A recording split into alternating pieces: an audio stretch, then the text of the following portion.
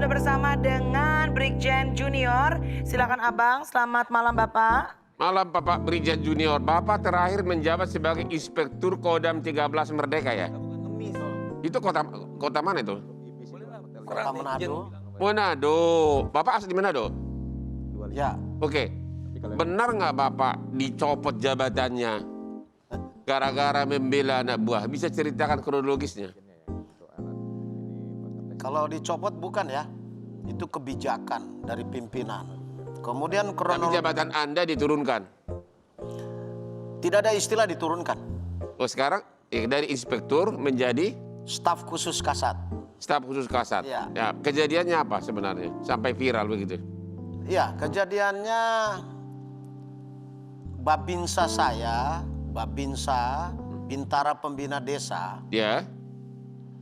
itu mendapat surat panggilan dari Kepolisian Republik Indonesia.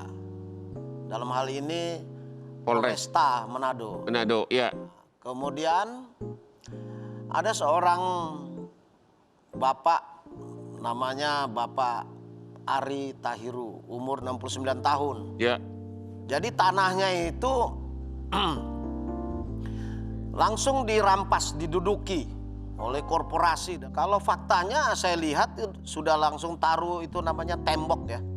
Tembok tempat berkebunnya dia.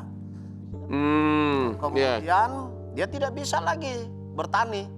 Jadi Terus? bukan lagi diduga.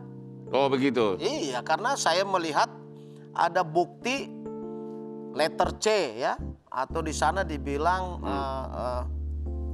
terregister, Ya. daftar dalam suatu buku tanah Oke, dan desa. akhirnya tanahnya dikuasai secara fisik oleh korporasi. Apa yang Bapak lakukan?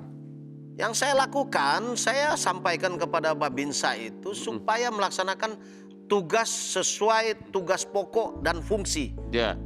Tupoksi ya, tusi. Ya. Yaitu kegiatan dia sebagai badan pengumpul keterangan. Ya. Untuk menciptakan suatu di wilayah itu ruang, alat, dan kondisi perjuangan kita. Oke. Dalam arti pertahanan ya.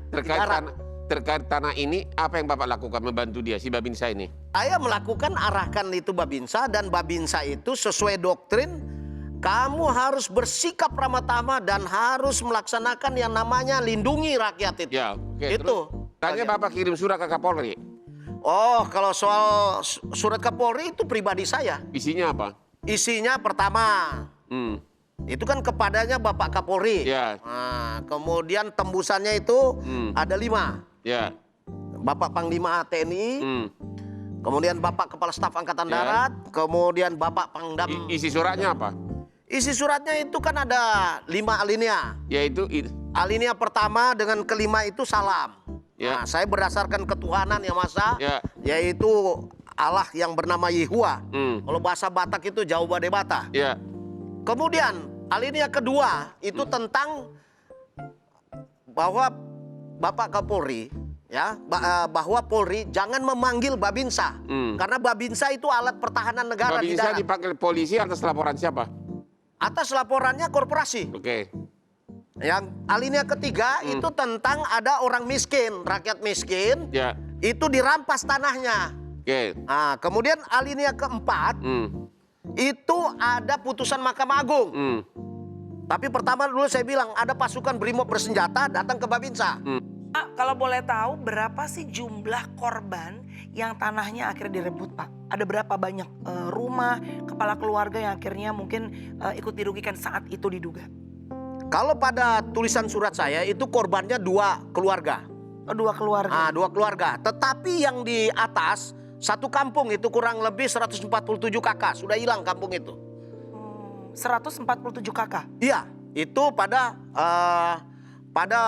putusan Mahkamah Agung tahun 2010. Jadi sekarang itu kampung itu sejak kecil saya tahun 1975 saya datang ke Manado. Kampung itu sudah tidak ada. Oke. Bapak bikin surat pengaduan ke Kapolri. Apa yang terjadi sesudah itu? Yang terjadi belum dijawab. Jadi Bapak nggak merasa mendapat tekanan atau penalti atau sanksi gara-gara membela rakyat? Tidak ada tekanan. Tidak ada. Tidak ada tekanan. Yang ada saya mengedukasi Oh. supaya kita ingat itu, rakyat itu harus dilindungi, bukan diperas, bahkan tanahnya direbut. Ya. Bukan begitu. Ya. Tentara itu harus melindungi. Jati diri tentara itu TNI ya, itu adalah tentara rakyat.